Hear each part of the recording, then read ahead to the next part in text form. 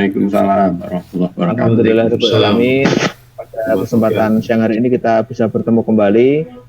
Salam sehat kagem Prof. Angit dan teman-teman semuanya. Mudah-mudahan kita semua senantiasa diberikan kesehatan, kemudian kelancaran dan kefahaman. Baik, Prof. Angit yang kami hormati, seperti yang sudah kita bagi hari ini, yang akan tampil adalah Mbak Indri, Mas Umar, dan Bu Nesi dan Bu Kasni. Oleh karena itu, mari kita mulai terlebih dahulu perkuliahan kita ini dengan berdoa. Mudah-mudahan kita semua senantiasa diberikan kemudahan. Berdoa mulai. Bismillahirrahmanirrahim. Bismillahirrahmanirrahim. Berdoa selesai. Waktu kami sampaikan kepada teman-teman. Monggo dipersilahkan. Atau mungkin ada pengantar dari Bapak terlebih dahulu, Pak? Enggak, langsung aja, karena di belakang. Oke. Baik, matur nuwun, Pak. Monggo teman-teman yang sudah saya sebutkan tadi untuk segera menyampaikan. Matur nuwun. Terima kasih Mas Roif dan Mas Rois dan Prof. Angit. Oke, Assalamualaikum warahmatullahi wabarakatuh. Selamat pagi menjelang siang ya, Prof dan teman-teman. Salam sehat semuanya. Hari ini kita bersama-sama akan berdiskusi tentang ini, ekologi dan sosialisasi dampak perkembangan anak. Izin share screen, Prof.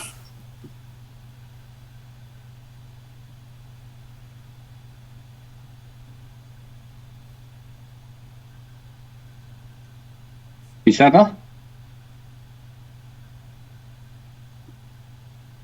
Mbak Nesi?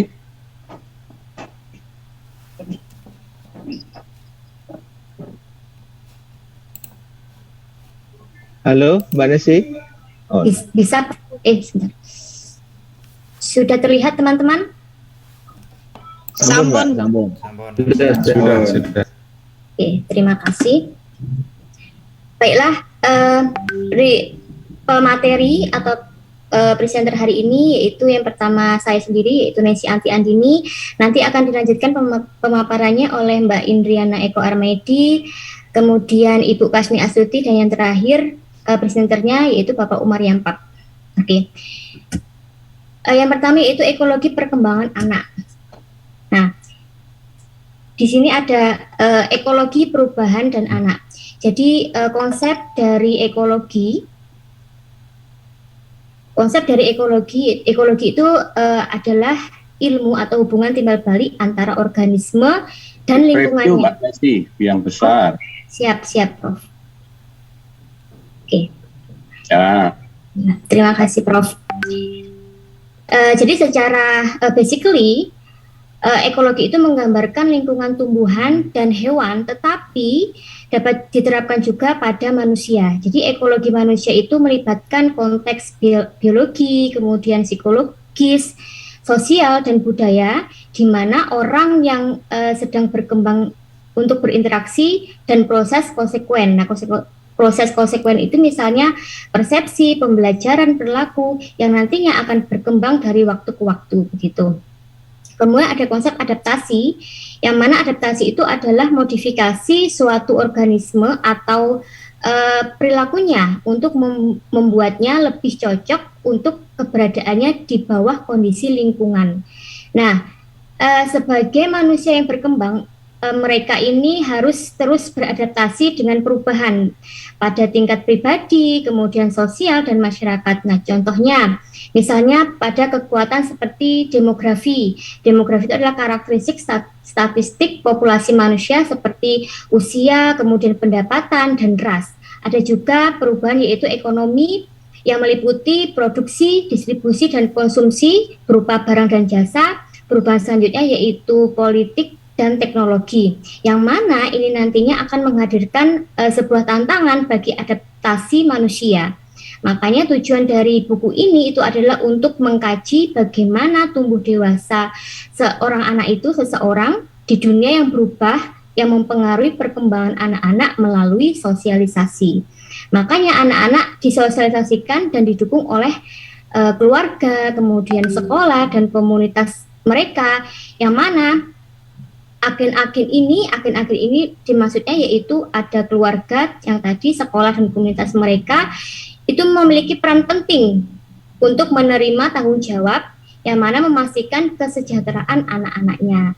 Nah, agen sosialisasi ini memelihara perkembangan anak-anak yang nantinya memungkinkan mereka untuk menjadi orang dewasa yang akan memberikan kontribusi begitu.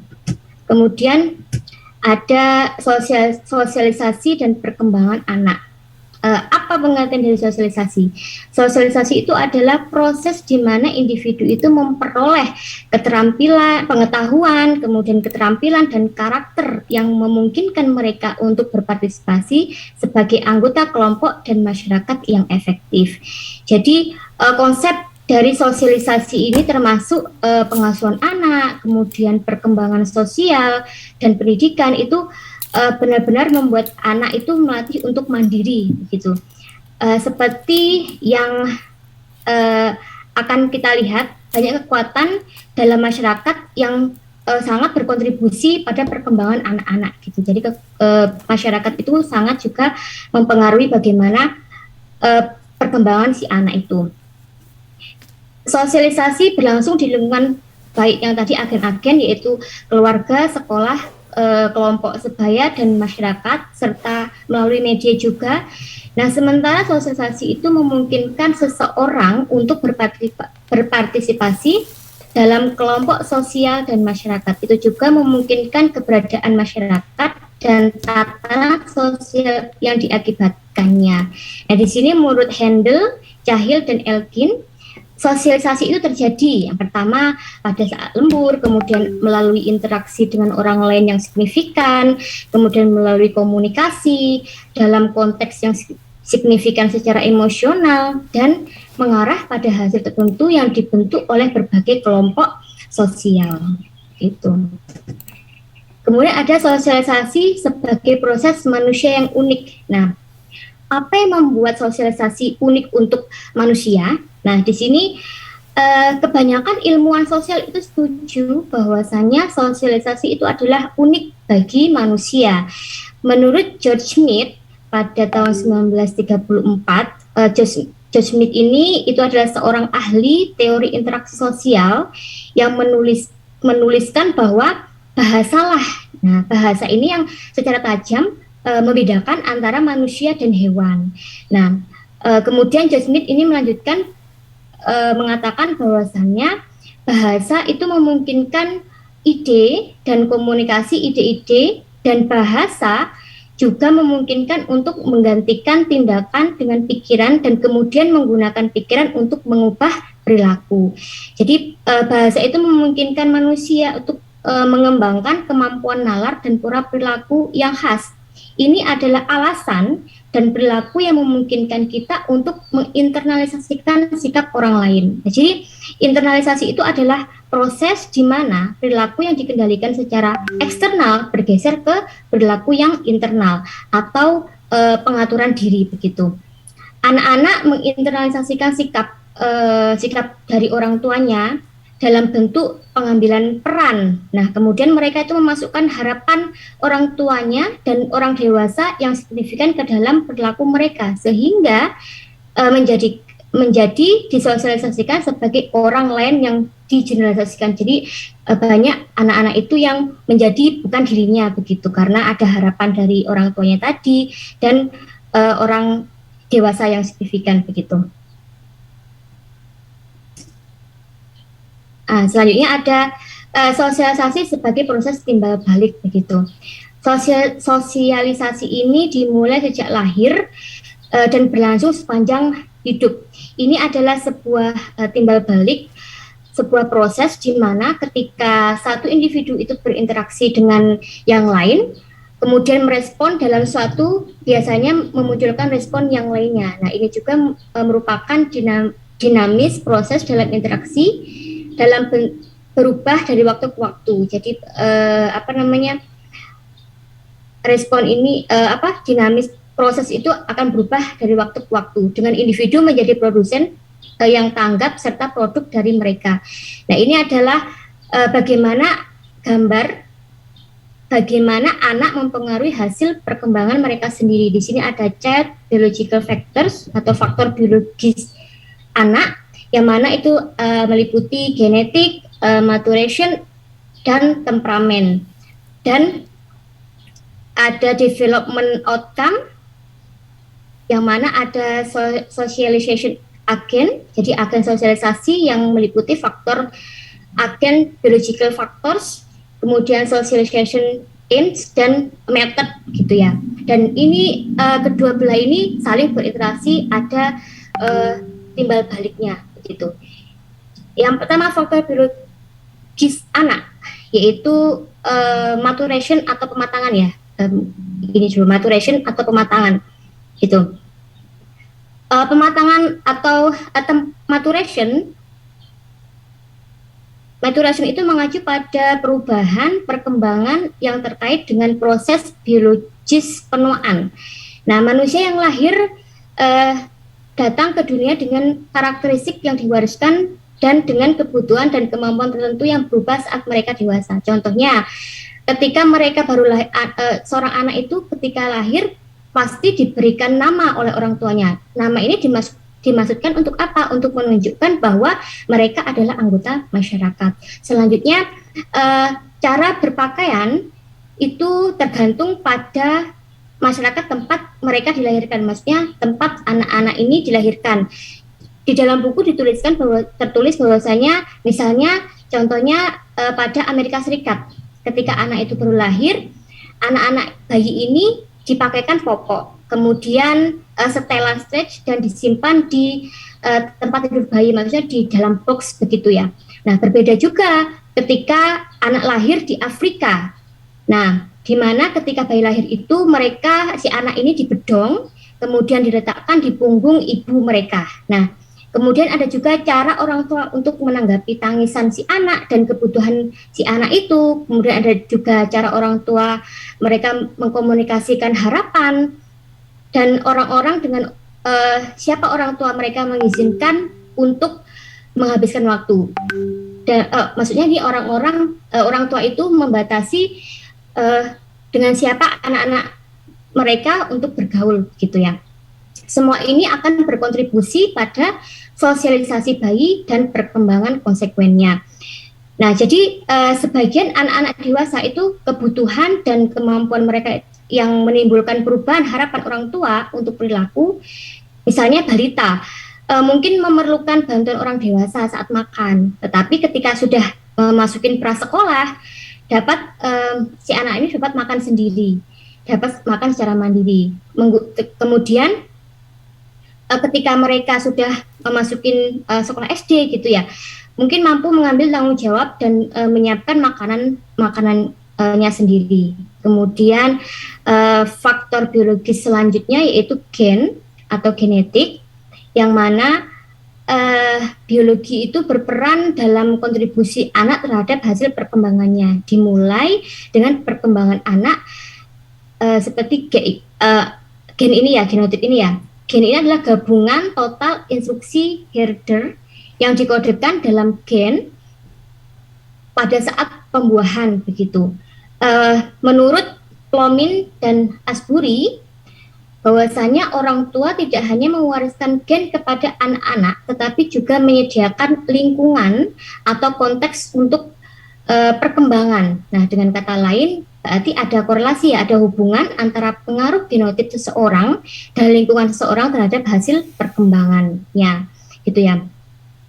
Karena apa? Karena anak-anak itu akan mewarisi gen dari orang tua mereka. Nah, anak-anak itu akan dipersiapkan atau cenderung terpengaruh oleh lingkungan yang disediakan orang tuanya. Mereka akan terpengaruh terhadap lingkungan mereka, tempat mereka tinggal begitu. Nah, di sini ada beberapa jenis interaksi genotip lingkungan. Yang pertama itu adalah interaksi genotip lingkungan disebut sebagai pasif. Contohnya, seorang anak itu yang lahir dari orang tua yang cerdas, kemungkinan besar anaknya itu juga akan cerdas begitu. Contoh selanjutnya yaitu ada anak yang orang tuanya itu musisi, yang mana sejak kecil anak ini sudah belajar bermain piano dan alat musik lainnya, dan ketika si anak ini sudah tumbuh dewasa, dia menjadi seorang guru musik dan mengarahkan sebuah band komunitas begitu. Kemudian ada jenis lain yaitu interaksi genotip lingkungan, adalah mengunggah, artinya fenotip individu akan cenderung membangkitkan atau memperoleh respon tertentu dari lingkungan tempat mereka berinteraksi. Misalnya, anak yang ceria dan mudah bergaul itu lebih mungkin melibatkan orang lain dalam aktivitas sosial daripada anak yang pemalu gitu ya. Beda anak yang ceria dan pemalu gitu. Akibatnya apa? Akibatnya anak yang bahagia atau yang ceria tadi cenderung mengalami lingkungan tumbuh yang lebih hangat dan responsif gitu. Dipengaruhi oleh keluarganya yang hangat dan responsif gitu. Tipe yang selanjutnya yaitu interaksi genotip lingkungan yang aktif gitu, adalah aktif, yang berarti genotip individu akan cenderung memotivasi orang tersebut untuk mencari lingkungan yang paling cocok untuk pasangan awal gitu ya, genetiknya untuk si anaknya. Misalnya seorang anak yang pemalu mungkin lebih suka kegiatan menyendiri daripada kegiatan kelompok. Akibatnya ini mempengaruhi jalur perkembangan anak itu sendiri begitu. Faktor biologis anak yang ketiga yaitu temperamen, atau di sini tulis perangai ya, temperamen gitu. Aspek lain dari susunan biologis seseorang selain gen itu adalah temperamen atau perangai, temperamen, yang mana karakteristik bawaan yang menentukan kepekaan individu terhadap berbagai pengalaman dan daya tanggap terhadap interaksi sosial.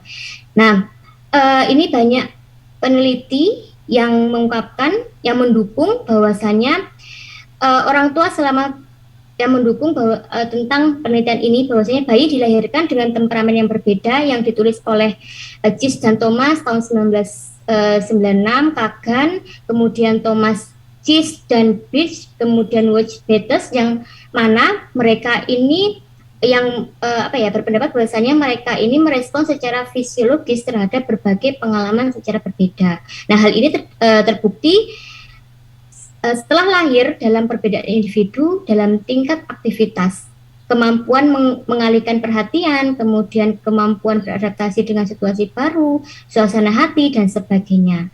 Dan bagaimana pengasuhan seorang orang tua itu oleh orang tua itu menanggapi temperamen anak dalam mempengaruhi proses sosialisasi. Nah, jika pengasuhan terhadap temperamen anak itu ada kecocokan antara temperamen anak dan pengasuhan orang tuanya itu, maka sosialisasi kemungkinan akan berjalan dengan lancar begitu ya. Misalnya jika anak tidak mudah beradaptasi dengan situasi baru dan pengasuhan oleh orang tuanya itu memahami dan orang tuanya itu memahami akan hal itu, maka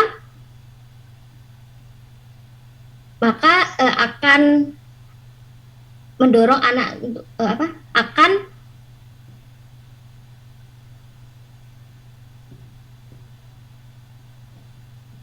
akan membawa maka sosialisasi itu cenderung lancar. Maksudnya contohnya tadi ketika anak itu pengasuhannya ada kecocokan, maksudnya orang tuanya itu bisa mengerti, oh kayak begini cara pengasuh anak saya.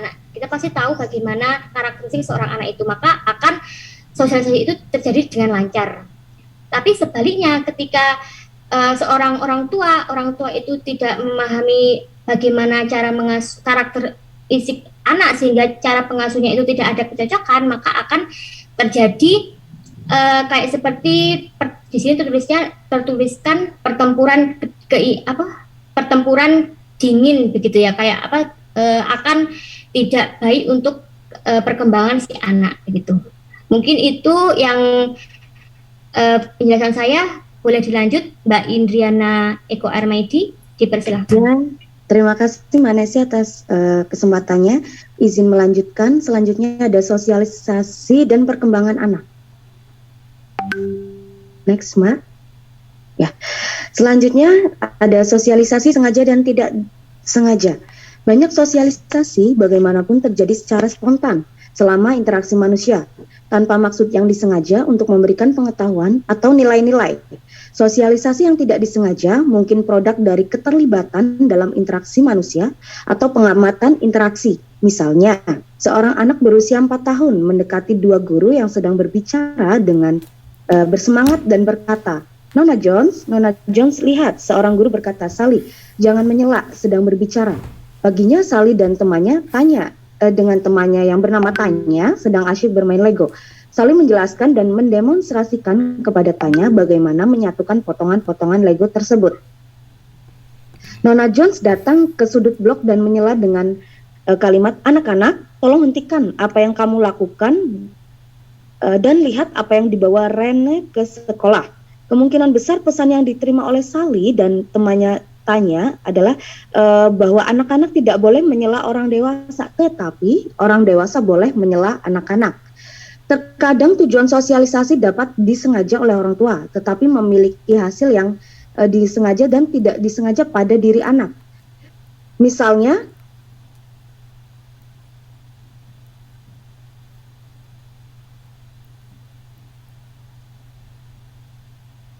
maaf, izin saya lanjutkan. Sorry. Misalnya pelatihan toilet biasanya bertujuan dan disengaja dalam budaya barat. Teknik pembelajaran perilaku untuk menggunakan pispot melibatkan pengkondisian anak-anak untuk mengasosiasikan dorongan untuk buang air kecil ataupun buang air besar dengan menggunakan pispot. Penguatan pujian digunakan untuk usaha dan kesuksesan. Misalnya adalah tidak semua anak merespon seperti yang diharapkan dan terkadang hasil dari dilatih toilet tadi bersifat jangka pendek karena peristiwa lain dalam kehidupan anak. Misalnya jika bayi baru masuk ke dalam keluarga, anak yang dilatih toilet tadi yang mendapat banyak perhatian atas pencapaiannya mungkin menganggap bayi baru itu mendapat perhatian karena mengompol. Singkatnya, anak-anak mengambil isyarat, emosi, dan belajar dari perilaku orang lain serta dari pernyataan verbal mereka. Semua informasi diproses, dibangun, ditafsirkan, diubah, dan direkam di otak untuk mempengaruhi perilaku dan perasaan di masa depan. Dan selanjutnya, Manesi. Selanjutnya ada sosialisasi, perubahan, dan tantangan. Anak disosialisasikan oleh banyak orang dalam masyarakat, orang tua, saudara kandung, kakek nenek, bibi, paman, dan lain sebagainya. Agen sosialisasi ini menggunakan banyak teknik yang akan dibahas untuk mempengaruhi anak-anak agar berperilaku, berpikir, dan merasa sesuai dengan apa yang dianggap layak. Sosialisasi memang merupakan proses yang sangat kompleks. Semakin banyak teknologi dan keragaman masyarakat, semakin banyak anak harus belajar untuk beradaptasi secara efektif. Semakin banyak agen dan pengalaman bersosialisasi yang berkontribusi pada proses diri anak, dan semakin banyak waktu yang dibutuhkan proses sosialisasinya. Seiring perubahan masyarakat, semakin banyak tantangan yang diajukan kepada agen sosialisasi karena ada lebih banyak pilihan yang harus dibuat. Bagaimana seharusnya periode masa anak-anak disesuaikan untuk mengakomodasi semua peluang yang ada. Ketika perubahan sosial terjadi seperti misalnya kemajuan teknologi dan ilmu pengetahuan yang cepat yang mengakibatkan fluktuasi ekonomi, agen sosialisasi terpengaruh. Secara langsung tidak kepastian yang dihasilkan oleh perubahan tersebut serta oleh peluang dan tantangan baru yang mungkin ada. Fluktuasi ekonomi dapat mempengaruhi keamanan kerja dan dapat memiliki dampak negatif yang besar pada keuangan keluarga. Anggota keluarga mungkin harus bekerja lebih lama, dan namun terkadang stres semacam itu mengungkap kekuatan positif dalam anggota keluarga. Misalnya, dukungan emosional pasangan dan kerja sama anak-anak dalam memikul lebih banyak tanggung jawab untuk mengurus rumah tangga, mengadakan tugas, dan lain sebagainya. Bagaimana orang dewasa beradaptasi dengan perubahan masyarakat secara tidak langsung mempengaruhi anak-anak tersebut. Misalnya, 2 orang tua dalam angkatan kerja biasanya membutuhkan pengasuhan anak dan waktu keluarga menjadi pergeseran kedua. Orang tua belajar beradaptasi dengan melakukan beberapa tugas secara bersamaan. Teknologi baru membantu, tetapi efisiensi yang diperoleh dalam melakukan banyak tugas dapat berkontribusi pada berkurangnya perhatian kepada anggota keluarganya. Salah satu hasil perubahan masyarakat terlihat pada tujuan pendidikan dan pendidikan anak. Banyak psikolog melihat orang tua saat ini sebagai orang yang sangat peduli dan perkembangan kemampuan intelektual. Kekhawatiran itu dibuktikan dengan tumbuhnya PAUD dan TK dengan program akademik, pengembangan program stimulasi bayi seperti kelas ibu dan anak, tersedianya buku-buku petunjuk tentang mengajar bayi membaca, berhitung, dan lebih cerdas lainnya. Sebagai konsekuensi dari pelatihan keluarga dan sekolah untuk memelihara kecerdasan, anak-anak berada di bawah tekanan untuk menjadi mandiri secara intelektual dan sukses secara intelektual. Pada usia dini, diukur dengan nilai ujian, kinerja dalam berbagai kegiatan seperti atletik, musik, dan diterima oleh sekolah bergengsi tertentu. Menurut Elkin pada 2001 mengutip contoh dorongan untuk memiliki anak super, seorang ibu mengeluh kepada guru kelas 1 dan bagaimana dia bisa masuk sekolah favorit jika Anda hanya memberinya seperti reward seperti itu. Pada anak-anak yang ditekan untuk mengetahui lebih dari orang tua mereka sebenarnya bukan fenomena baru. Itu adalah bagian dari evolusi atau perubahan masyarakat. Ketika pengetahuan baru ditemukan, anak-anak yang mempelajarinya di sekolah, misalnya anak-anak di banyak sekolah menggunakan komputer untuk tugas belajar, kemungkinan ada ketegangan dalam hubungan orang tua anak. Anak-anak dapat memecahkan masalah dengan lebih efisien menggunakan komputer daripada orang tua mereka. Sebagai contoh lain, anak-anak dari belajar menjadi orang Amerika di sekolah, sedangkan orang tua mereka mungkin berpegang teguh pada sikap dan pola perilaku yang dipelajari di negara asalnya. Dengan demikian, perubahan dapat menghasilkan ketegangan keluarga. Itu juga dapat menghasilkan tantangan. Selanjutnya, Mbak Nesi. Ya, sudah saya baca tadi. Ya, selanjutnya ada perubahan dan konsep masa kecil. Salah satu tantangan yang dibawa oleh perubahan adalah konsep masyarakat tentang masa kanak-kanak. Kita menganggap masa kanak-kanak sebagai periode waktu khusus ketika kita dirawat, diajar, dan dilindungi karena kita tidak cukup dewasa untuk melakukan hal-hal pada diri kita sendiri. Berdasarkan mempelajari karya seni dari berbagai periode, sejarawan Philip Aris pada 1962 menyimpulkan bahwa konsep masa kanak-kanak memang berubah selama berabad-abad dalam pola makan anak-anak oleh orang tua dan masyarakat meningkat pesat. Sebaliknya, berdasarkan mempelajari 400 buku harian dan jurnal dari tahun 1500 hingga 1900, psikolog Linda Pollock pada tahun 1984 menyimpulkan bahwa konsep masa kanak-kanak khususnya hubungan orang tua dan anak tidak banyak berubah karena orang tua memiliki ikatan emosional dengan anak-anak mereka dan mensosialisasi mereka untuk beradaptasi dengan cara-cara masyarakat setiap abad. Selanjutnya, Mbak. Ya, selanjutnya ada sosialisasi dan adaptasi. Sosialisasi itu rumit, melibatkan banyak variabel dan timbal balik pengalaman, interaksi, dan lingkungan yang mempengaruhi perkembangan anak. Menganalisis beberapa variabel yang terlibat dalam proses sosialisasi dapat membantu orang beradaptasi dengan perubahan. Misalnya, memahami bagaimana input interaksi sosialisasi dalam berbagai pengaturan dan situasi mempengaruhi output, sosialisasi nilai, sikap, motif, dan atribusi, harga diri, pengaturan diri perilaku, moral, dan peran gender, memungkinkan kita untuk memanipulasi input tersebut untuk menghasilkan output yang diinginkan. Contoh sederhana dari manipulasi semacam ini ya dijelaskan dalam sebuah buku klasik Walden 2 oleh B.F. Skinner. Untuk belajar pengendalian diri, anak-anak usia 3 hingga 4 diberikan permen lollipop yang dicelupkan ke dalam gula di awal hari untuk dimakan nanti, asalkan belum dimakan seperti itu. Ada sesi latihan di mana anak-anak didesak atau diinstruksi untuk memeriksa perilaku mereka sendiri. Dalam situasi berikut, ketika lollipop disembunyikan, ketika anak-anak teralihkan dan memikirkan permen dengan bermain game, dan ketika lollipop itu menjadi wawasan. Jadi ketika anak-anak diberikan permen lollipop lagi untuk latihan nyata dalam pengendalian diri atau belajar sambil melakukan, mereka memiliki beberapa perilaku adaptif untuk digunakan menyingkirkan mereka atau tetap sibuk. untuk membantu mereka menghindari godaan tadi permen tersebut. Selanjutnya, oke, kita bisa lihat ya teman-teman. Oke, Mbak Nesi, saya kembalikan lagi ke Mbak Nesi. Selanjutnya bagian Bu Kasni. Oke, terima kasih pemaparannya Mbak Indri. Selanjutnya, presentasi selanjutnya yaitu Ibu Kasni. Dipersilakan Ibu Kasni.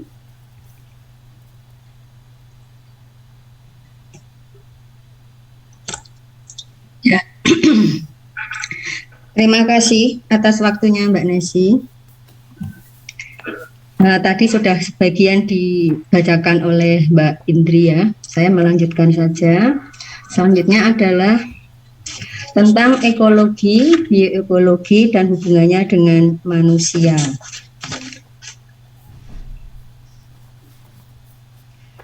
Apakah ekologi itu? Di situ dikatakan bahwa ekologi adalah ilmu tentang hubungan timbal balik antara organisme dan lingkungannya. Sedangkan bioekologi adalah mengacu pada peran yang dimainkan organisme dalam membentuk lingkungan mereka dari waktu ke waktu.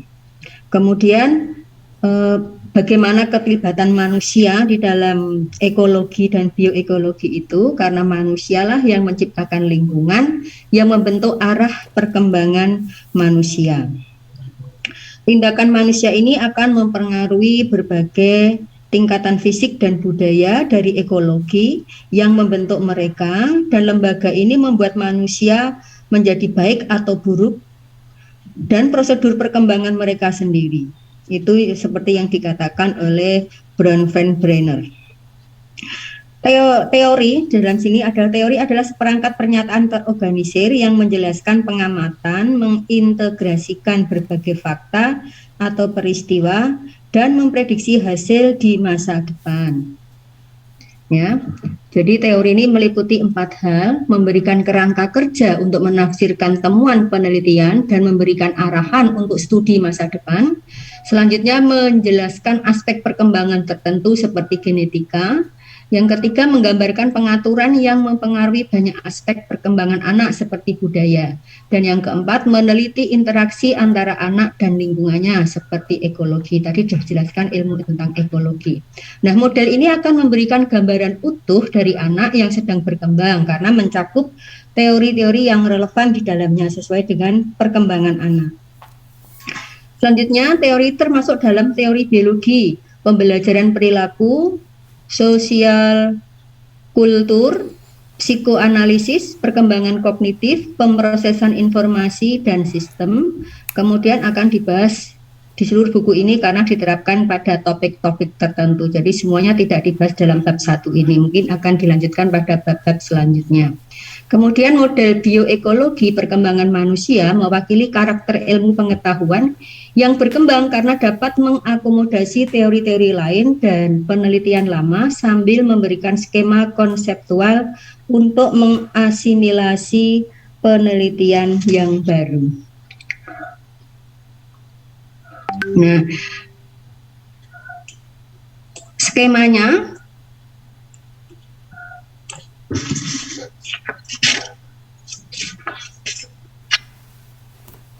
skema dari sosialisasi dalam konteks ekologi seperti ini, dalam lingkaran ini. Jadi anak itu dipengaruhi oleh berbagai faktor dari keluarga, kemudian sekolah, masyarakat, media, kemudian ada lagi kelompok rekan atau teman sebaya. Jadi ada beberapa faktor yang mempengaruhi perkembangan anak, adaptasi anak, bagaimana sikap anak, sosiologi anak. Ini ya, digambarkan seperti ini. Mungkin kurang jelas, saya perbesar nggak cukup untuk PowerPoint-nya sebaiknya. Jadi ini menjadi bekal perilaku anak, selanjutnya ketika anak hidup di masyarakat. Jadi kalau kita melihat perilaku anak itu seperti apa, itu adalah akibat dari perlakuan-perlakuan yang diterima selama ini Jadi sudah mengkristal ya. Jadi kalau dari awal anak itu hidup di lingkungan keluarga, masyarakat, teman sebaya yang semuanya mendukung perilakunya menjadi baik, maka insya Allah ketika muncul perilaku anak di kesehariannya itu juga akan baik. Jadi yang kita lihat sekarang saat ini itu adalah hasil dari pengaruh-pengaruh di sekitar anak. Selanjutnya Mbak Nesi. Nah, sekarang kita belajar tentang mesosystem. Ya, menurut teori bioekologi Brown Van Brenner ada 4 struktur dasar yang mempengaruhi, yaitu mikrosistem, mesosistem, ekosistem, dan makrosistem, di mana keempatnya ini mempunyai hubungan dan interaksi yang terjadi untuk membentuk pola yang mempengaruhi perkembangan manusia. Nah, saya tuh hanya sampai di sini, untuk selanjutnya bisa dilanjutkan oleh Mas Umar. Ini masih termasuk saya ya. Mbak, lanjut Mbak Nesi. Dilanjut Mbak Nesi. Nah, kenapa keluarga itu mempengaruhi mikrosistem? Karena keluarga adalah setting yang memberikan pengasuhan, kasih sayang, dan berbagai kesempatan. Keluarga adalah tempat pertama ya, atau ruang pertama yang ditemui anak. Maka semua nilai-nilai moral apapun pertama kali didapatkan dari keluarga. Lah kalau kita mendapatkan keluarga yang baik, yang penuh kasih sayang, yang bisa mengerti tentang perkembangan anak, maka berbahagialah anak tersebut. Tapi kalau keluarga yang dia dapatkan adalah keluarga yang tidak baik, yang amburadul, broken, dan sebagainya, itu ya akan mempengaruhi perkembangan psikologi anak selanjutnya. Selanjutnya adalah sekolah. Sekolah, kenapa? Sekolah adalah masyarakat kedua ya, lingkungan kedua dari anak. Karena sekolah adalah tempat di mana anak-anak belajar secara formal tentang masyarakat mereka. Di sini yang berperan adalah guru dan teman-teman sebayanya. Misalnya anak di lingkungan keluarga mendapatkan perlakuan yang sangat baik, kemudian di sekolah dia mendapatkan sekolah yang misalnya banyak temannya yang membuli dia, maka ini juga merupakan sebuah pertentangan yang membuat anak itu juga gimana ya, akan terjadi pertentangan batin yang luar biasa, dan ini biasanya akan berpengaruh pada perkembangan anak selanjutnya. Kemudian ini kelompok rekan ini artinya teman sebaya, teman sepermainannya. Nah, orang dewasa atau orang tua ini harus mengawasi kepada siapa anak-anak kita itu bermain, apakah akan memberikan pengalaman yang positif ataukah negatif. Ini orang tua ikut berperan di dalamnya. Jadi tidak bisa membiarkan anak boleh bermain dengan siapa saja, tetapi kita harus memantau kemana anak-anak kita, dengan siapa dia bermain, apakah akan memberikan pengaruh yang baik atau tidak, karena ini sangat berperan mempengaruhi sikap anak. Selanjutnya masyarakat di mana anak itu tinggal. Jadi komunitas atau lingkungan dalam skala yang lebih kecil adalah latar utama di mana anak-anak sambil melakukan. Jadi di mana anak bersosialisasi di masyarakat. Jadi kalau kita punya anak, tidak boleh keluar di dalam terus, tidak boleh keluar, akan mengenal masyarakat sekitarnya.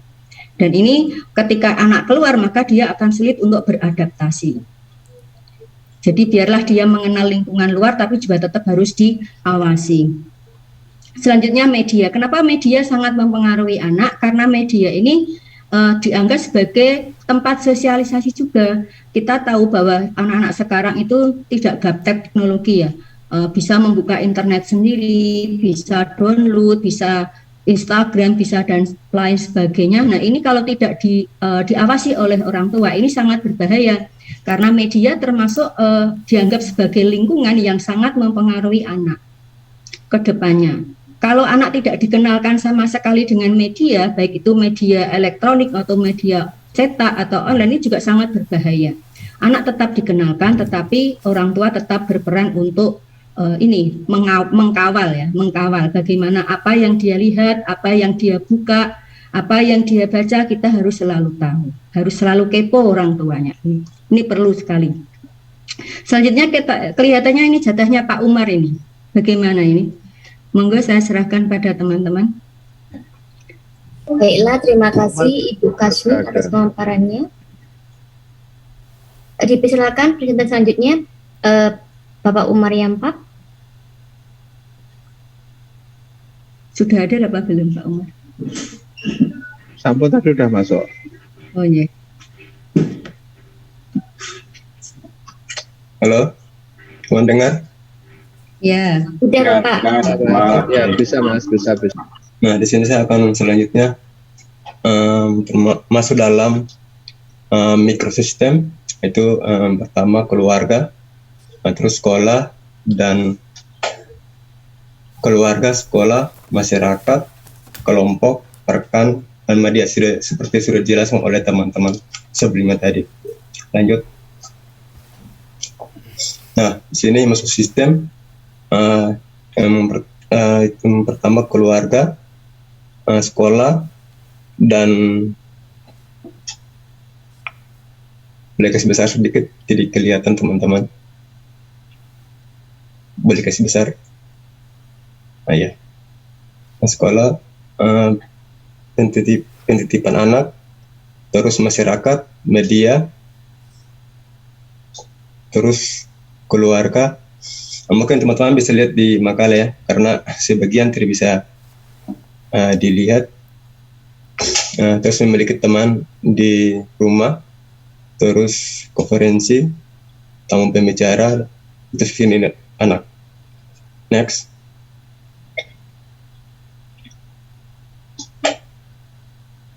Terus yang 3, ekosistem. Kasih besar. Nah, anak yang terus yang pertama orang tua bekerja, terus sekolah rentan, masyarakat papan, terus negara bagian komisi, terus sosial jasa, terus ini anak. Next.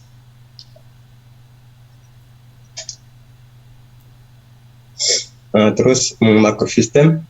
Makrosistem ini bagian dari luar anak. Yang pertama itu budaya, etnis, agama, sains, teknologi, politik, ideologi, ekosistem anak.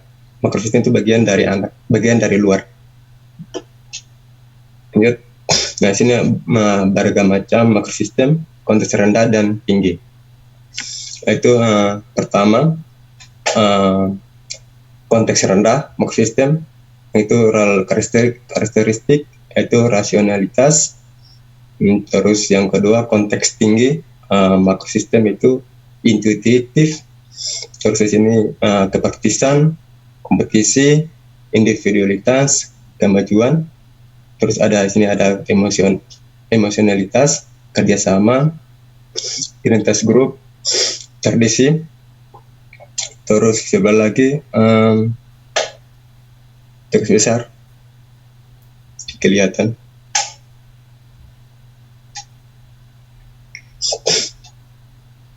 Sama aja.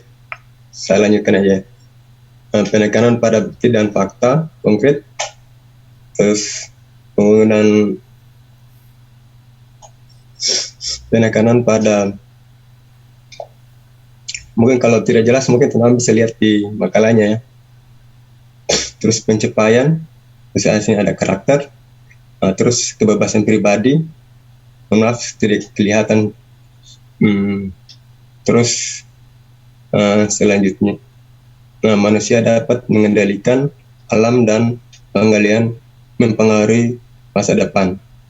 Terus selanjutnya, alam dan masa depan diatur oleh kekuatan yang lebih tinggi dari manusia. Next ke bawah.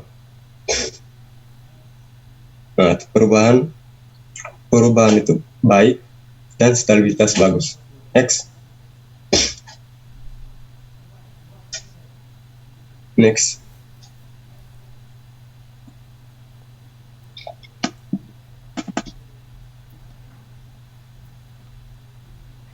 Sebelumnya, nah, di dalam buku Robert ada 3, itu beragam pola perilaku. Yang pertama itu komunikasi.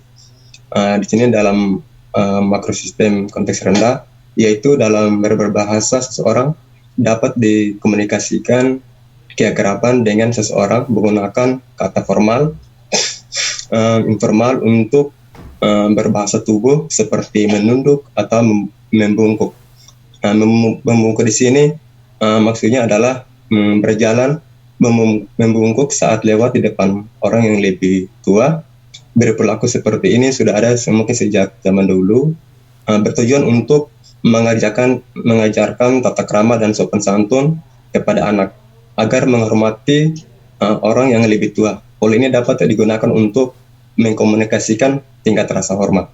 Nah, pola komunikasi interpersonal seseorang mengacu kepada bentuk menggambarkan cara berkomunikasi di antara dua individu secara langsung dan memiliki efek pada masing-masing individu. Terus yang kedua itu hubungan dengan lingkungan alam dan sosial. Nah, manusia membutuhkan lingkungan alam agar bisa melakukan interaksi sosial. Yang pertama itu dalam makrosistem konteks tinggi, itu orang cenderung hidup selaras dengan alam dengan manusia lain yang merupakan bagian dari jaringan sosial.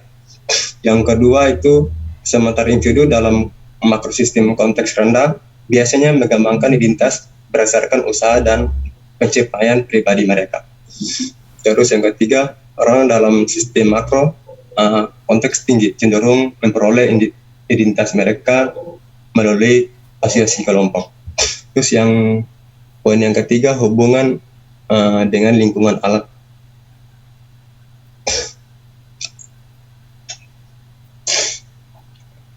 Ya, kembali. Nah, yang poin ketiga sebenarnya ini ada adaptif untuk bertahan. Ada pendabelan. Nah, ada adaptif untuk bertahan di sini maksudnya pola asuh mempengaruhi kemandirian dan kreativitas. Di sisi lain, budaya konteks tinggi menghargai tradisi, menyediakan jaringan dukungan manusia yang kuat, membantu menjaga terhadap ketersediaan masyarakat, teknologi. Nah, gaya pengasuhan ini mempengaruhi saling ketergantungan dan konfirmasi anak. Misalkan dalam buku Robert, keluarga konteks tinggi terdiri dari ibu, ayah, bayi sekitar 10 bulan, dan nenek dan kakek. Bayi itu terus-menerus digendong dan dimainkan oleh salah satu orang dewasa. Tidak ada mainan untuk menghiburnya. Jadi pola asuhnya itu bila si ibu lagi sibuk memasak dan sebagainya, yang lain menjaga. Begitu seterusnya. Sedangkan sebaliknya, keluarga kelas bawah itu terdiri dari ibu dan ayah, dan bayi yang berumur 15 bulan. Nah, di sini anak diasuh oleh pola mainan yang begitu banyak. Jadi orang tua tidak memandang anak dalam aktivitas sehari-hari. Orang tua lebih untuk mengkasih permainan untuk anak. Orang tua lebih santai untuk dalam buku Robert ini orang tuanya lebih memandang untuk melihat pemandangan yang ada di luar. Setelah beberapa saat, ketika bayi itu mulai menangis, sang ayah mengangkat dan membawanya ke jendela untuk melihat situasi yang ada di luar. Kemudian ketika bayi bosan dan mainnya, sang ayah atau ibu yang memegang tangannya untuk membawa ke berbagai tempat, dan setelah itu ketika bayinya diberi biskuit atau air untuk menenangkan ketika bayi tersebut menangis. Nah, perawatan yang ini disebut diterima membutuhkan rasa kemandirian. Terus next. Nah, di sini interaksi sistem ekologi dari waktu ke waktu. Kronosistem melibatkan perubahan temporal dalam sistem ekologi atau dalam individu, menghasilkan kondisi baru yang mempengaruhi pembangunan. Misalnya, peristiwa sosial yang signifikan dapat menghasilkan berbagai efek pada anak-anak. Fleksibilitas terhadap pisau dan senjata telah mempengaruhi banyak prosedur keamanan di kampus, sekolah, pemasangan detektor logam, menjaga dan memperkaya kebijakan tanpa toleransi. di mana siswa yang agresif dikeluarkan karena suatu pelanggaran. Sebagai contoh lain, perubahan fisik yang dialami seseorang selama masa pubertas dapat mempengaruhi harga dirinya, tergantung pada bagaimana perkembangan tubuh anak dibandingkan dengan teman-temannya, serta tipe tubuh pada idealnya budayanya. Next.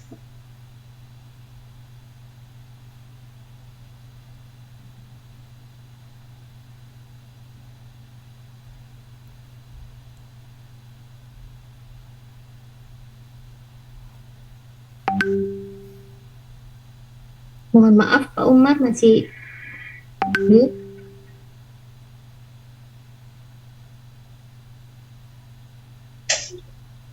Sudah? Ya. Ekologi kontemporer yang pertama itu bioteknologi. Bioteknologi di sini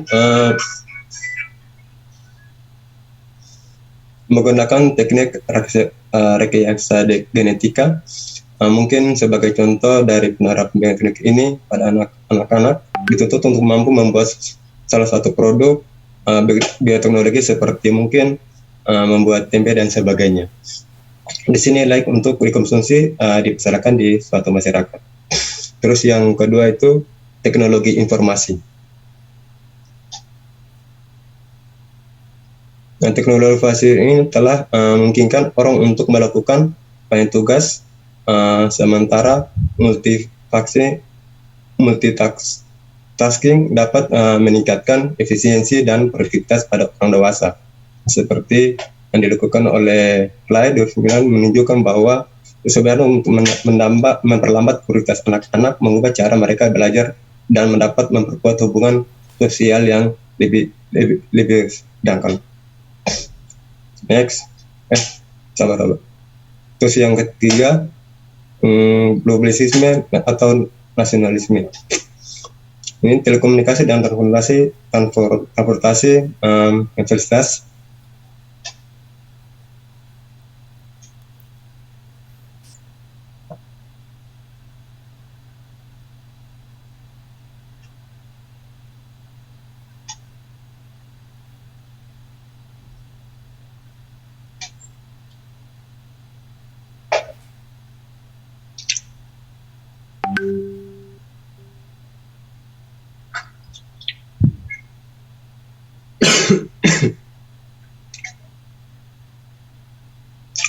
Soal lanjutan.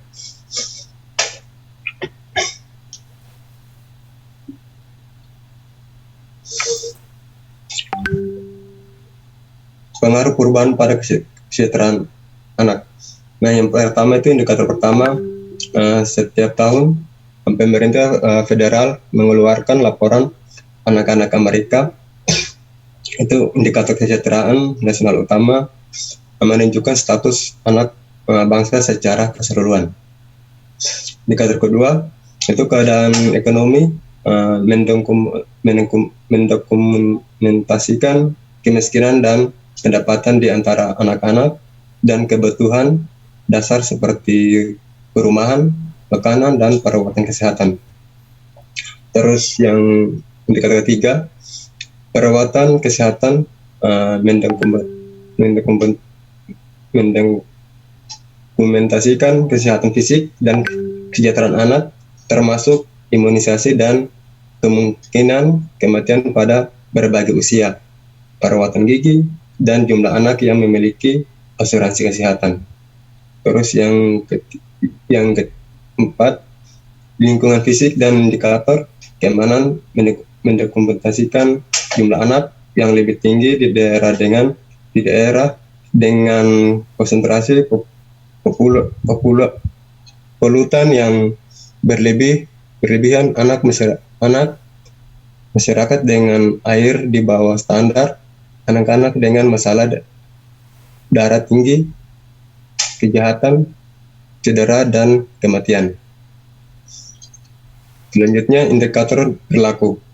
Mendokumentasikan jumlah remaja yang berperilaku ilegal, berbahaya, atau berisiko tinggi seperti merokok, minuman alkohol, menggunakan narkoba, berhubungan seks, atau melakukan kejahatan, kekerasan. Indikator pendidikan untuk mendokumentasikan keberhasilan mencerdaskan anak bangsa, meliputi prasekolah, membaca, prestasi umum, tamat SMA, dan kuliah. Yang terakhir, indikator kesehatan mendokumentasikan jumlah bayi dengan berat badan, lahir rendah, anak-anak dengan kesulitan emosional, atau perilaku anak yang berlebih berat badan, dan anak dengan asma. Next.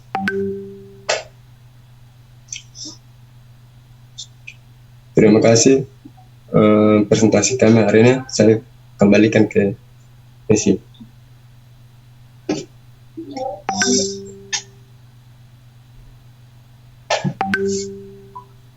Terima kasih. Itulah tadi teman-teman pemaparan dari kami dari kelompok pertama ini.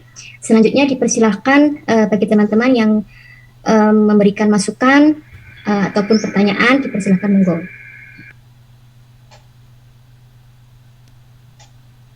Mas Bedio sudah siap-siap ingin memberikan masukan atau pertanyaan?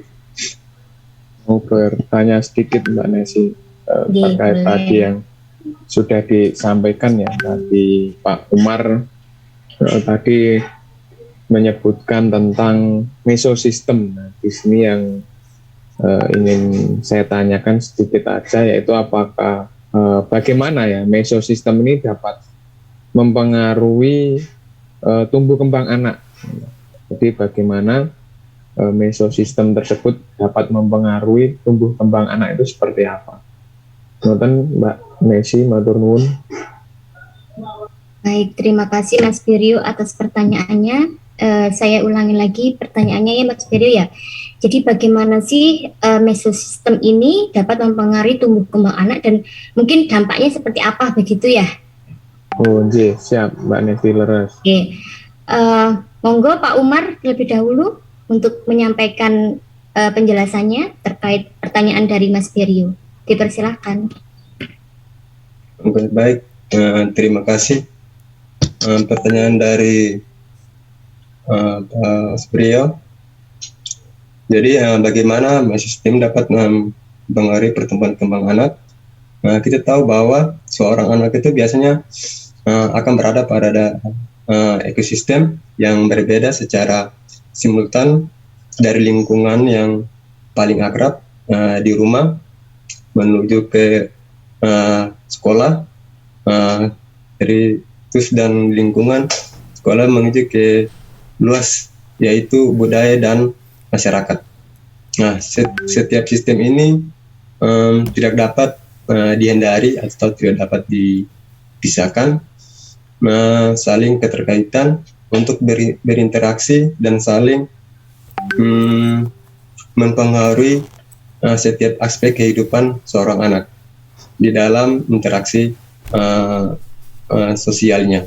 Nah, anak akan bermain dengan teman sebaya dengan relasi yang baik, dapat mengurangi tekanan pada anak, meningkatkan perkembangan secara kognitif dan sebagainya.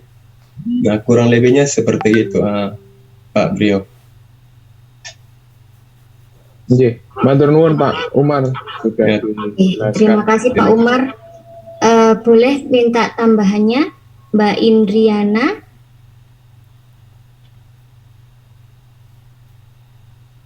Halo, ya Mbak.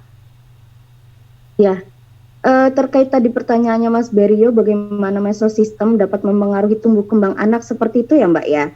Oke, tadi di slide-nya Pak Umar Yampap ya, Mas Berio telah dijelaskan gambar dari mesosistem itu seperti apa. Saya setuju dengan yang jelaskan Pak Umar juga bahwa seorang anak biasanya berada dalam ekosistem yang secara stimulan dari lingkungan paling akrab di rumah menuju lingkungan luar ke sekolah dan ke lingkungan yang paling luas yaitu budaya dan masyarakat seperti itu. Jadi setiap sistem ini tidak dapat dipungkiri nih, tidak dapat dihindari, saling berinteraksi dan saling mempengaruhi setiap aspek kehidupan si anak. Jadi anak-anak bermain dengan teman sebaya, dengan relasi yang baik, dapat mengurangi tekanan pada diri anak, kemudian meningkatkan secara kognitif juga, tanpa dipungkiri bahwa kedekatan teman sebaya tadi yang berarti di slide-nya Pak Umar ya, yang rekan seperti itu dijelaskan juga tadi bahwa ternyata hal tersebut bisa mempengaruhi kognitif, perkembangan kognitif anak seperti itu. Mungkin seperti itu dulu Mbak Asi, barangkali ada tambahan dari Bu Kasni atau teman-teman lain.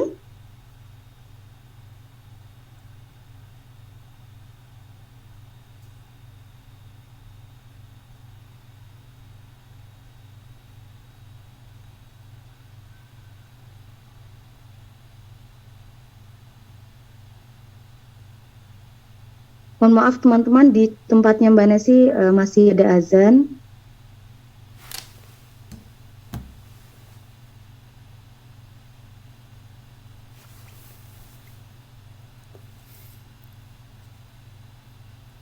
Bagaimana Bu Kasni, apakah ada tambahan terkait pertanyaan Mas Berio, mesosistem dapat mempengaruhi tumbuh kembang anak? Sudah lengkap dan cukup itu tadi jawabannya. Oke, terima kasih Bu Kasni. Atau teman-teman lain nih, ada masukan atau pandangan lain terkait bagaimana sih mesosistem dapat mempengaruhi tumbuh kembang anak? Atau ada pertanyaan lain dari teman-teman terkait presentasi kita?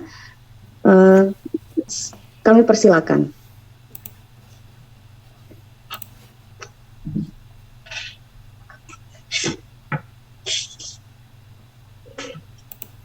Tanya-tanya. Monggo Mas Ibda. Terima kasih Mbak Indriana. Mohon izin kami tanya, kalau tadi ditanya tentang mesosistem atau makro tadi ya. Jadi kalau melihat paparan dan makalah atau terjemahan ya dari buku yang kemarin dikirim Prof. Bang, itu memang di poin ini ada beberapa relevansi atau relasi ya khususnya, atau hubungan antara keluarga, sekolah, media, dan seterusnya tadi. Tapi kalau melihat dari fenomena yang disampaikan Bu Kasni tadi, kan sebenarnya anak-anak hari ini itu sudah dunianya itu tercipta oleh dunia digital ya. Artinya mereka hidup di dalam genggaman sebuah internet ataupun natif apa ya istilahnya ya, digital era ya. Itu mau tidak mau sangat menentukan secara perkembangan psikis maupun perkembangan kognitifnya, sampai nanti juga karakternya juga. Artinya peran orang tua sekarang itu sudah digantikan oleh perangkat-perangkat yang berbasis internet atau cyber itu. Kalau tidak ada pendampingan, tentu ini juga lambat laun ada positifnya dan negatifnya gitu loh. Nah, maka kalau di perspektif buku ini, media tadi yang mungkin bisa diperluas dalam konteks perangkat-perangkat lunak itu ya, atau alat teknologi itu, kira-kira dominan mana yang bisa menentukan perkembangan anak dari aspek psikis, moral, ataupun kognitif, yang itu berangkat dari keluarga yang di perkotaan, ataupun berdasarkan riset ya di era sekarang ya di perkotaan sangat apa ya istilahnya, mereka itu tidak gaptek kalau kata Bu Kasni tadi. Mungkin di desa juga hampir sama, kalaupun terbatas itu hanya soal internet ya, tetapi kepemilikan gadget gawe smartphone itu hampir merata saat ini ya. Jadi mungkin itu ya pandangan pemakalah ya di dalam buku itu bagaimana, atau ada pendapat lain, mungkin penelitian terbaru yang lebih dominan dalam menentukan psikis anak, karakter anak, dan seterusnya. Karena sifat dari anak kan tentunya juga imitasi, dan ini juga berbahaya kalau mereka terlalu ya dimanjakan pula dengan game online yang tanpa dikawal ya. Tidak harus kita merampas hak mereka, itu enggak, tapi pengawalan itu mungkin yang bisa dikuatkan. Terima kasih, mungkin itu Mbak. Ya, terima kasih Mas Ibda. Tadi dipaparkan oleh Bu Kasni, ya Bu Kasni, terkait media. Monggo Bu Kasni.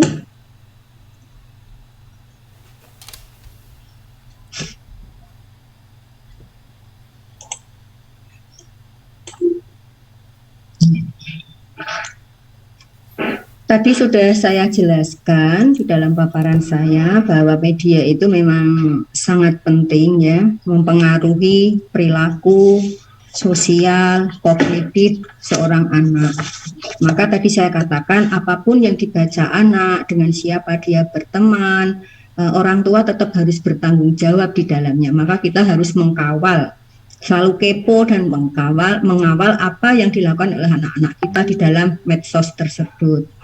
Ya, karena memang setiap hasil teknologi apapun itu mesti akan memberikan efek positif dan negatif. Nah, efek positifnya kita dapatkan sekarang, bagaimana kita meminimalisir efek negatif itu pada diri anak-anak kita. Itu yang harus kita lakukan. Kalau kita melakukan pelarangan itu juga salah, karena memang zamannya memang harus era digital. Kalau kita melarang anak untuk tidak pakai gadget atau yang lain, kita salah. Justru kita menghambat sosialisasi anak. Jadi kita memang memfasilitasi anak untuk mengenal dunia teknologi, tetapi kita tetap harus mengawasi. Misalnya anak berteman di medsos, berteman dengan siapa saja. Mungkin anak kita berteman dengan siapapun boleh, di seluruh dunia boleh. Nah, setelah bertemanan itu, apakah anak kita ada perubahan perilaku yang negatif atau tidak?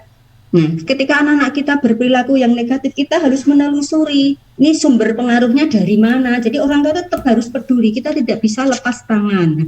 Itulah yang susahnya kalau kita punya anak seperti di dunia yang modern ini. Maka di dalam buku dikatakan bahwa televisi, film, video, buku, majalah, musik, komputer, telepon itu tidak dianggap sebagai sistem mikro oleh Brenner karena mereka bukan pengaturan kecil dan interaktif untuk interaksi timbal balik. Namun Bronfen menganggap bahwa media sebagai sosialisasi penting karena media menyajikan pengaturan di mana seorang anak dapat melihat seluruh dunia, masa lalu, masa sekarang, dan masa depan, serta tempat, benda, peran, hubungan, sikap, nilai, dan perilaku. Nah, kita harus sadar bahwa anak itu adalah suka meniru. Nah, kalau yang dia tonton itu tidak baik, nah kita harus menjelaskan. Maka tadi dikatakan ada beberapa variabel sosialisasi di dalam PowerPoint tadi. Ada pengaturan ada petunjuk yang akan menghasilkan sebuah nilai. Nah, apapun yang dilakukan anak terhadap media massa, keluarga itu sangat berperan. Ya, keluarga adalah utama. Jadi tanggung jawab anak itu terutama adalah tanggung jawab pada keluarga itu sendiri. Nah, itulah beratnya kita sebagai orang tua, apalagi yang bekerja. Ya, ini kalau bicara ini ada masa lalu saya ya, bagaimana saya harus membagi waktu antara bekerja, belajar, pengasuhan anak. Nah, saya tidak mempercayakan pada pembantu, itu yang saya lakukan dulu. Jadi semuanya ya berusaha bagaimana kita dekat dengan anak. Jadi kalau waktunya nggak cukup ya bagaimana kita quality time ya, dengan waktu yang sedikit tapi berkualitas, bisa memberikan nilai-nilai yang baik untuk bekal kepada anak. Kita harus dekat dengan anak, itu penting. Jangan sampai anak curhat pada orang lain, itu terutama. Jadi kita itu harus menjadi tempat pertama, orang pertama yang tahu segalanya tentang anak-anak kita. Itu sebuah prinsip kalau saya, tapi kalau yang lain saya tidak tahu. Tapi seharusnya memang begitu. Jangan apapun yang terjadi pada anak kita adalah orang yang pertama kali harus tahu. Itu apa yang dilakukan anak kita juga harus tahu. Seperti itu. Ada sebuah kasus pertama, saya pasang internet, tetangga saya itu pada dolan. Yang disetel itu ini animasi kartun yang porno-porno itu. Saya pulang kerja kan tak lihat mesti. Tadi yang dibuka apa? Loh, kok bukanya ini? Saya tidak marah, tetapi anak saya dudukkan, kemudian saya beritahu dengan kasih sayang sambil tak peluk, tak jelasin pelan-pelan. Akhirnya anak mengerti. Kemudian siapa tadi temanmu bermain, ini. Saya tidak mencari anaknya, tetapi anak saya sendiri yang saya berbenteng agar tidak lagi mendekati kepada anak-anak tersebut. Ini contohnya. Jadi saya selalu kepo memang. Dan ini memang benar, media itu pengaruhnya luar biasa. Karena kadang-kadang kita sendiri tidak bisa memprediksi begitu. Selanjutnya, kalau dalam buku ini dikatakan mengapa perkembangan anak itu dipengaruhi oleh media, karena perkembangan anak itu setiap pengaturannya disebutkan tidak hanya oleh hubungan anak dengan orang lain dalam keluarga, sekolah, kelompok, teman sebaya atau masyarakat, tetapi juga interaksi di antara anggota mikrosistem tertentu. Hubungan ayah dan ibu mempengaruhi perlakuan terhadap anak. Nah inilah, berarti keluarga itu adalah cermin utama. Seperti apa hasil didikan anak kita itu adalah cermin kita sendiri. Kalau hubungan orang tua antara ayah dan ibu tidak baik, tidak stabil, misalnya sering bertengkar dan sebagainya, itu jelas akan mempengaruhi cara anak bersosialisasi, juga perilaku anak. Maka begitu pentingnya kalau kita sudah berniat bismillah berkeluarga, maka kita memang harus betul berjuang bagaimana memberikan cermin yang baik untuk anak-anak kita. Nah, cermin itu tidak harus dari keluarga yang pintar, saya kira ya. Kita tidak harus melihat dari keluarga seperti apa, tetapi dari niat kita. Bismillah menikah dengan ini harus bisa membangun komunikasi yang baik, bekerja sama yang baik untuk memberikan contoh yang terbaik untuk anak kita. Kalau di dalam keluarga kita sudah punya benteng yang kuat, ya, benteng yang kuat diselimuti oleh kasih sayang, rasa percaya dan sebagainya, insya Allah anak keluar dari lingkungan keluarga pun dia akan membawa bekal itu, jadi tidak mudah terpengaruh. Nilai-nilai apapun kita tanamkan dalam keluarga dulu. Jadi kalau dalam lingkungan keluarga tidak kuat, ya anak keluar dari lingkungan rumah itu mudah sekali dipengaruhi oleh lingkungan di luar sana yang begitu sangat mengkhawatirkan gitu. Jadi tantangan terbesar kita punya anak bukan biayanya mahal, tidak. Bagaimana kita membentuk akhlakul karimah, itu yang utama. Ya, jadi kalau dikaitkan agama, bagaimana membentuk akhlakul karimah dalam keluarga kita, itu yang betul-betul PR besar kita ketika kita membentuk sebuah keluarga. Begitu Pak, jadi apapun pengaruhnya dari luar, benteng keluarga itu adalah yang pertama dan utama, karena kita adalah cermin bagi perilaku anak-anak kita. Ngaten Pak Hamidullah, mungkin ada yang mau menambah lagi, monggo silahkan. Saya kembalikan. Saya masuk. Oke, terima kasih penjelasannya Bu Kasmi, sudah sangat lengkap sekali ya. Terkait pertanyaan dari Mas Hamid, saya menambah sedikit.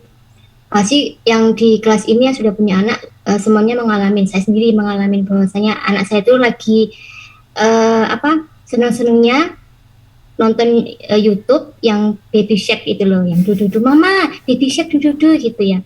Tapi ya kembali lagi yang apa yang dikatakan Bu Kasmi, bahwasanya orang tua itu harus mendampingi si anaknya. Jadi ketika anak itu pengennya nonton terus, kita harus batasi, kita harus memberikan aturan yang tegas terhadap anak kita. Kalau kita beri waktu, Dek harus 1 jam ya nontonnya, atau setengah jam atau berapa. Kalau selebihnya, walaupun dia nangis kayak apa, alihkan ke permainan yang lainnya begitu. Jadi peran orang tua itu sangat penting di dalam perkembangan dalam sosialisasi seorang anak tersebut begitu. Begitu Pak Hamidullah, Ibda. Yang lainnya, terima kasih. Yang lainnya ada tambahan? Mungkin pertanyaan? Kayaknya cukup Mbak Nesi. Cukup. Oke, terima kasih teman-teman. Kita kembalikan ke Prof. Wangit untuk memberikan penguatan terkait materi pada hari ini. Terima kasih Prof.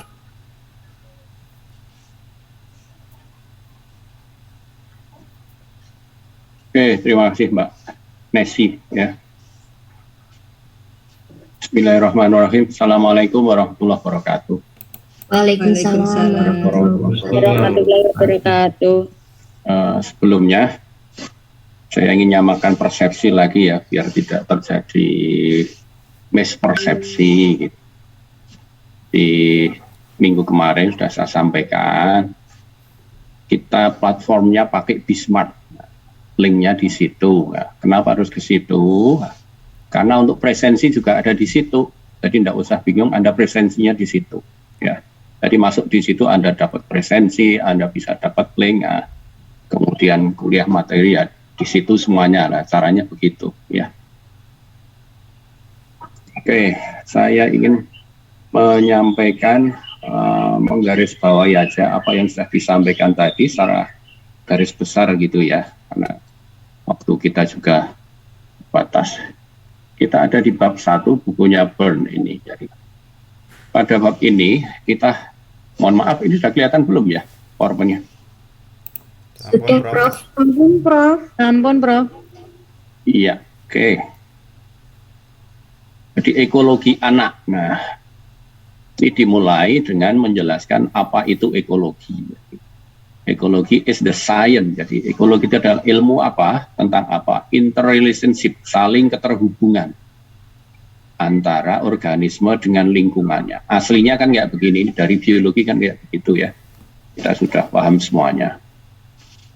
Tapi in human development, di dalam perkembangan manusia itu mencakup apa? Ini biologinya, kondisi biologis, psikologinya, ya, sosialnya, bahkan budayanya, ya, yang berproses berkembang sepanjang waktu, kayak begitu.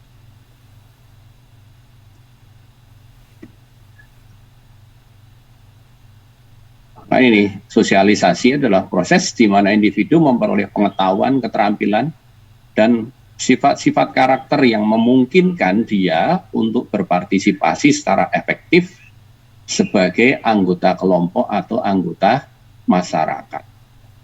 Nah, gitu. Jadi sosialisasi dan perkembangan anak itu intinya ini, ya. Dengan sosialisasi itu tujuannya dia memperoleh pengetahuan, keterampilan, karakter, sifat, dan itu bisa digunakan untuk berpartisipasi di masyarakat. Sekarang begini, sosialisasi itu apa?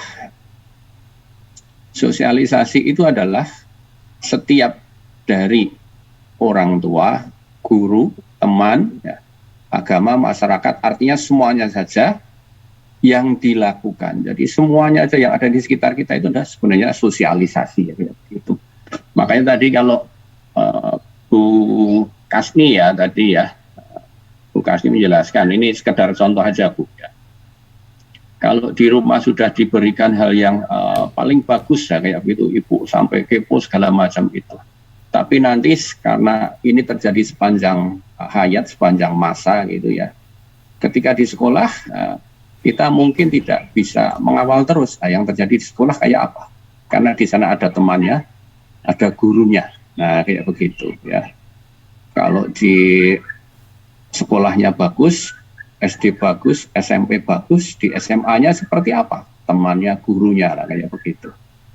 Jadi ini contoh sosialisasi itu. Ya. Saya ada sedikit pengalaman tuh juga. Anak saya di SD dididik kalau salah harus minta maaf, lah, kayak begitu. Itu tertanam betul. Di SMP juga, ketika di SMA, ya, dia tidak merasa bersalah, tapi dituduh bersalah. Nah, gurunya tidak minta maaf, akhirnya jadi dendam, lah kayak begitu.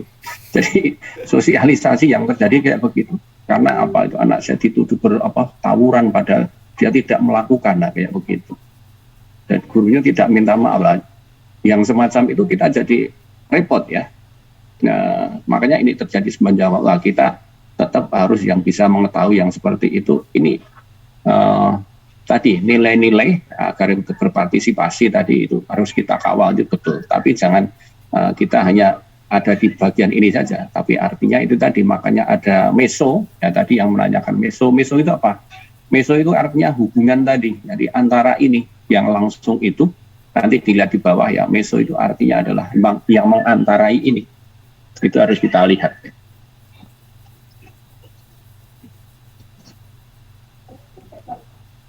Tidak usah. Nah, uniknya proses perkembangan pada manusia itu ya adalah berupa internalisasi. Ya. Kalau tadi sosialisasi berhasil itu nanti terjadi internalisasi. Apa internalisasi itu? Proses di mana yang tadinya external control behavior, jadi yang tadinya di luar itu shift to itu bergeser menjadi secara internal, mengontrol sendiri perilaku itu. Nah, itu tadi yang tadinya dari guru, dari orang tua, dari teman, ya itu semuanya di luar, dari agama macam-macam tadi. Nah, ini uniknya di sini ini. Jadi menggeser bisa menjadi milik dari siswa itu sendiri atau anak itu sendiri. Nah, tadi reciprocal proses tadi Bu Nesi ya, itu sepanjang hayat itu kayak begini. Ibu, overtime tadi diterjemahkan apa? Yang mid tadi, ayo. Overtime tadi masa diterjemahkan jadi lembur, bukan kayak begitu. Jadi maknanya beda tadi. Ini ya bisa dicek gitu. Nanti tak tunjukkan ya, sekedar contoh aja. Jadi hati-hati di situ ya. Socialization begin, mulainya sejak dari begin and birth and continue through life, sepanjang hayat ya. Overtime ya, bukan overtime itu bukan lembur, tapi sepanjang hayat, sepanjang waktu gitu. Nah, ini tentang penjelasan temperamen dan sosialisasi tadi, tidak usah. Nah, sekarang sosialisasi yang disengaja dan tidak tadi. Jadi Bu siapa tadi ya, bagian sosialisasi yang tadi? Saya, Pak. Bu Iriana ya. Jadi Bu Iriana tadi yang disampaikan langsung contohnya, tapi konsepnya tadi lepas. Intensional itu yang sengaja itu ini, ketika orang tua itu have a certain value that they consistently convey. Jadi orang tua yang memiliki nilai kemudian secara konsisten itu menyampaikan pada siswa, pada anaknya, itulah yang sengaja gitu. Tapi kalau unintentional yang tidak sengaja itu without deliberate ya, intent. Jadi tidak secara sengaja itu memberikan pengetahuan atau nilai-nilai. Jadi dia melakukan sesuatu tapi dia tidak sengaja, tapi anak melihat. Nah, itu unintentional. Kayak begitu. Makanya ini kadang contoh itu juga menjadi satu bentuk sosialisasi. Kita memberikan misalnya sosialisasi seperti tadi religion, agama, untuk bisa anak itu intentional ini tadi, contoh ini ya, contoh sholat itu harus jelas di situ sehingga anak melihat, oh begitu. Mungkin tidak secara sengaja tapi salatnya kok ada, ini tadi subuh sudah, ini belum luhur tapi kok sudah sholat lagi ya, kayak begitu ya. Jadi itu tambah apa? Impart ini knowledge, pengetahuan. Oh ada sholat antara subuh dan luhur misalnya. Oh itu namanya sholat duha misalnya, kayak itu pengetahuan dari contoh ya. Menyetujui ya atau tidak menyetujui untuk hal-hal yang tidak diinginkan, nah, kayak begitu ya. Oke.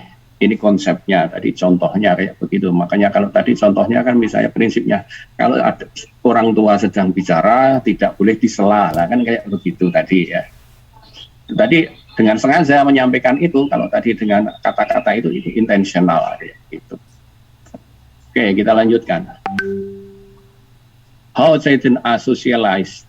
Bagaimana dia disosialisasikan? Makanya ini ada banyak sekali ya.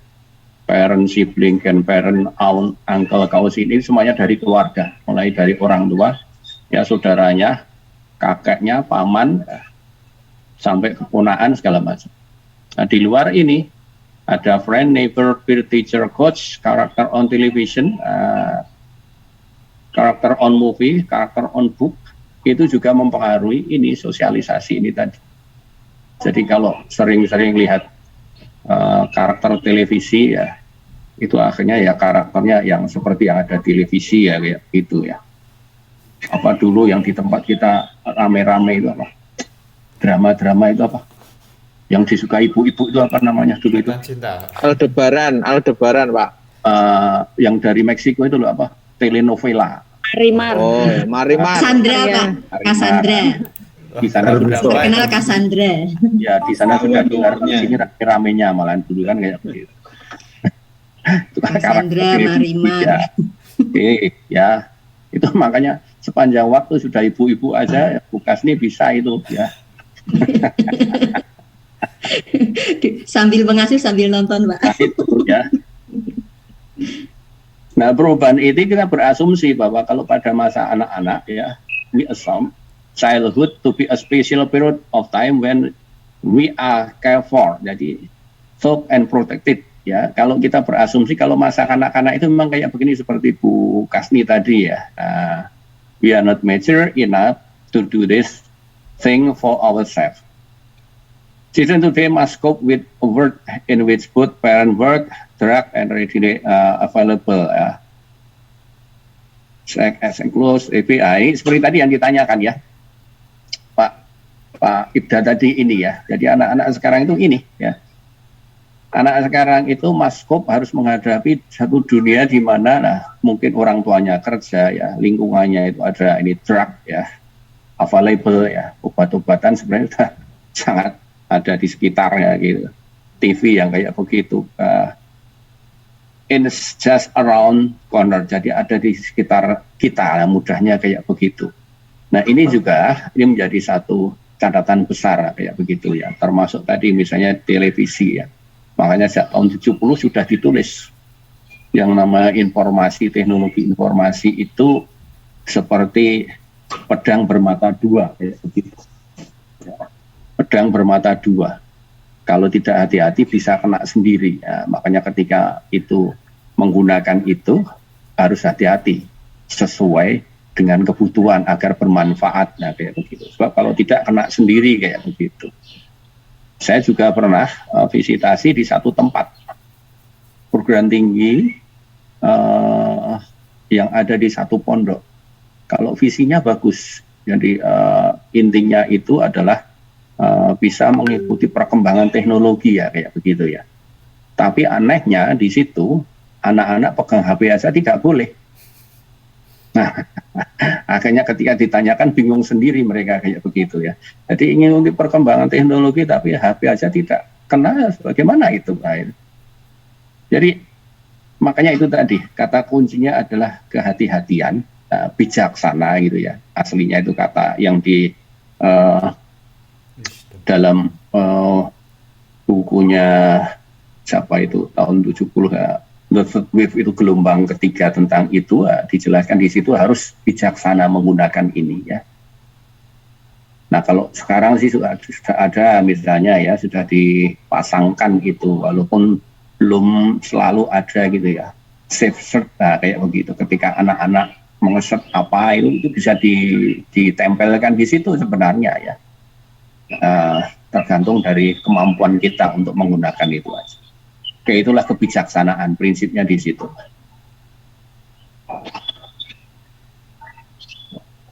Kenapa harus kayak gitu? Nah ini perubahan dan sosialisasi. Inputnya itu siapa? Seperti tadi, interaksi dengan berbagai setting dan situasi. Terus-menerus kayak gitu, di sekolah, di rumah, di masyarakat ya.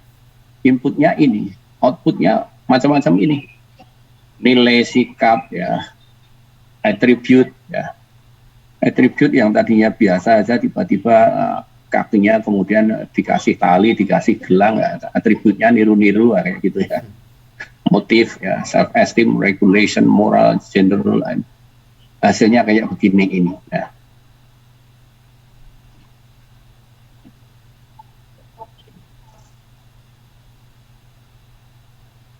Terus di sini menguji sosialisasi tadi ya dalam konteksnya. Jadi kalau konteksnya melihat, makanya kita menggunakan konteks itu agar lebih mudah begitu ya. Nanti di buku ini modelnya kayak begitu. Ketika melihat hubungan itu secara mikro, meso, exo, makro gitu ya. Jadi relation and interaction take place from pattern and effect of human development.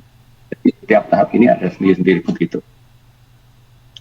Ini secara keseluruhan.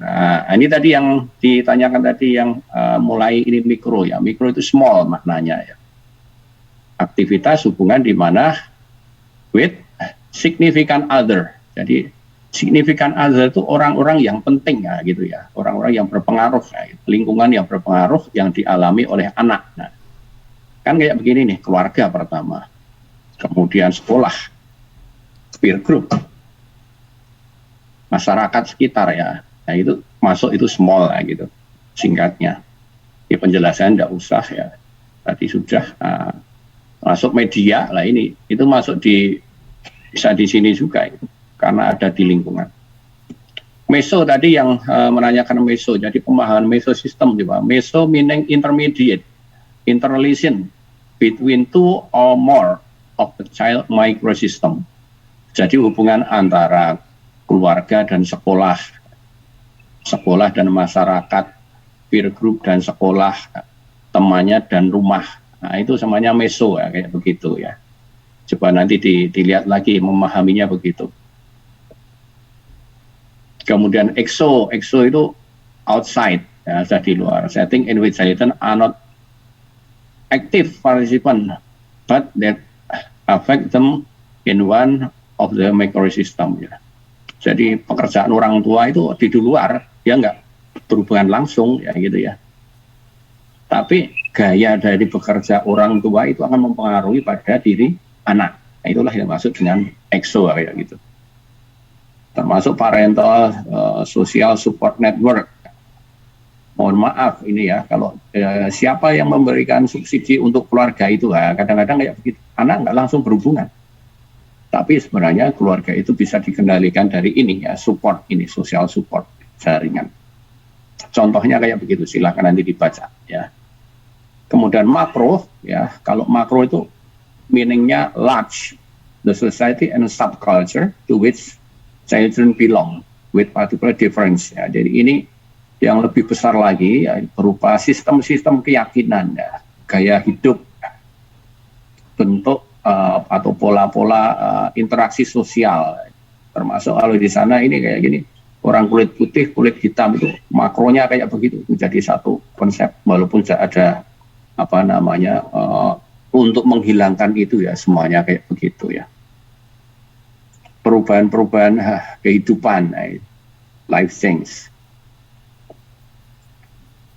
Etnisitas, ya. Tadi, ini yang terkait dengan ini tadi ya, pattern of social interaction. Nah ini penjelasnya di sini ini ya.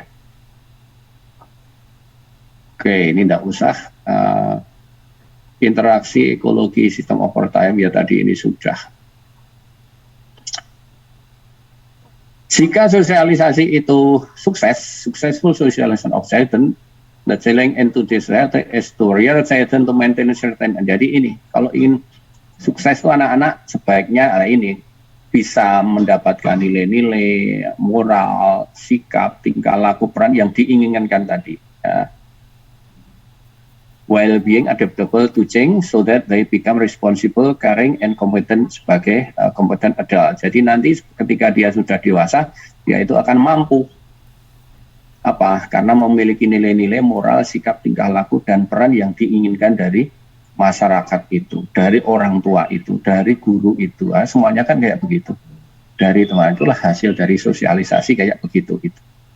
Kalau dia belum bisa memenuhi tuntutan tadi dari berbagai macam tadi, ya biasanya ini sosialisasinya di situ ada sesuatu yang dalam tanda petik bisa dibilang gagal lah kayak begitu. Karena dia belum memenuhi ini ya, suksesnya itu tanda-tandanya ini ya. Jadi kalau di Tengarai ada yang kurang, berarti di sosialisasi prosesnya berlangsung tadi itu ada yang tidak pas. Kenapa begitu? Karena ini diambilkan ada dari kalimatnya Mahatma Gandhi ya. The future will depend on what we do in the present. Masa depan itu tergantung pada apa yang kita lakukan sekarang ini. Nah, kayak begitu. Jadi ini bukunya Burn ini ngambil dari tulisannya Mahatma Gandhi ya. The future will depend on what we do in the present. Jadi yang kita lakukan sekarang itu nanti akan kita peroleh hasilnya. Jadi masa depan itu tergantung apa yang kita lakukan sekarang. Kemudian ini sudah bagian akhir, nah ini perubahan sosial dan trennya ya. Societal trend, perubahan tren-tren kecenderungan sosial berdampak pada anak dan keluarga. Pada hal berikut ya, bioteknologi ya. Dan sekarang udah kayak begini ini ya. Jadi ada teknologi, tidak ada program S1 bioteknologi tidak ada. Tapi kalau S2 ada ya, bioteknologi. Karena di situ bagaimana biologi itu diintervensi dengan teknologi ya kayak begitu. Bayi tabung misalnya itu di sini ini ya, bioteknologi. Rekonseptualisasi ya. dikonsepkan kembali tanggung jawab individu, tanggung jawab masyarakat itu berubah loh sekarang itu ya. Coba Anda lihat itu ya. Ini dari sosiologi ya. Mobile teknologi ya. HP kan hampir setiap bulan itu ada tren yang baru kayak begitu. Jadi di sini ada hal-hal yang baru. Kemudian nasionalisme, globalisme, ya, information intermediary. Jadi ini menggarisbawahi saja apa yang saya sampaikan itu ya, terkait dengan apa yang disampaikan tadi. Sedikit Bu Nesi tadi ya, biar saya tidak tadi.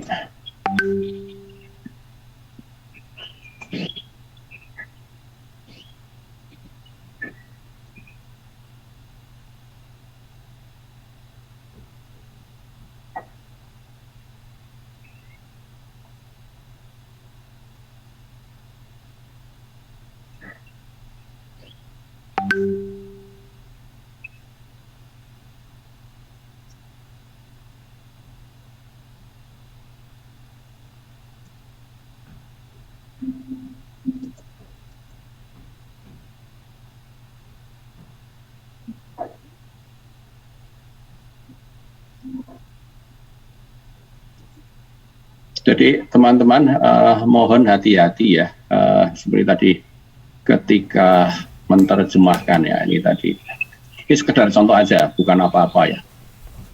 Nah, tadi kan ini menurut Kendall, Sahil, Elkin ya, Mbak Nesi tadi sosialis terjadi lembur kan kayak begini ya. Ya tadi. Padahal ini kalau di aslinya nampak nggak ini? Nampak belum? Sudah nampak, Prof. Nampak jelas, Bro. Ya, kalau ini kan Handel, Sahir, Elkin, socialization IQ, overtime. Jadi overtime itu jangan lembur artinya. Kayak tadi, sepanjang waktu gitu ya. Ya, Prof. Oke. Nyari. Dan yang lain-lain tadi ya. Oke, saya kira gitu ya. Mohon maaf. Besok lagi kita tetap pakai link ini ya, kecuali Anda sekarang langsung di situ hari ini kita pakai ini di grup. Tadi kan di grup nggak ada keterangan apa-apa gitu ya, biar kita komunikasinya jelas gitu. Iya, Bro. Ya. Ya, Prof. Baik. Saya kira gitu dulu ya untuk kali ini. Insya Allah kita ketemu lagi minggu depan. Atur nuwun, Bro. Terima kasih, Prof. Nanti kita akhiri dengan doa syukur bersama. Alhamdulillah.